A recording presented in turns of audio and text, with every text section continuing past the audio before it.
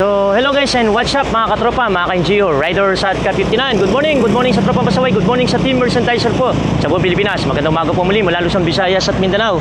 Dito tayo guys sa may Balibago bridge ulit, dito sa Abacan Bridge ulit, dito kung saan makikita natin yung ginawang dito na yung nilalagyan nila ng mga kumbaga yun yung humaharang sa daloy ng ng agos ng tubig, kaso inabutan sila sa dahil sa paggawa.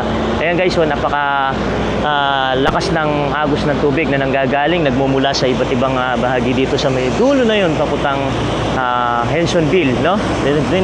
Ayan guys, so kita natin tubig. Update lang tayo, maikling update lang to guys, sa kalsada update natin dito sa may Abacan Bridge muli. Makikita natin yung ginawa dito. Kumbaga na ginagawa naman talaga, kaya lang naabutan lang talaga ng ulan na naman. Ayan, no guys. So guys, kita natin. So ayan. Ayan.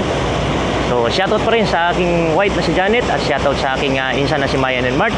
At good morning sa Dondon and Jack Carinderia, and then Kuya Jerry and Ate Bebe Carinderia. Good morning, good morning. At ayan, hanggang dito lang tayo, maikling update lang tayo. So muli ako bumabati na isang magandang umaga sa lahat sa buong Pilipinas, sa mga kapwa ko po NGO riders at Ka-59, sa Tropang Pasaway, sa Team Merchandiser po sa buong Pilipinas. Magandang umaga po muli. At sa mga sumusuporta sa kalsada update natin, maraming salamat po sa inyo at sana hindi po tayo magsasawa.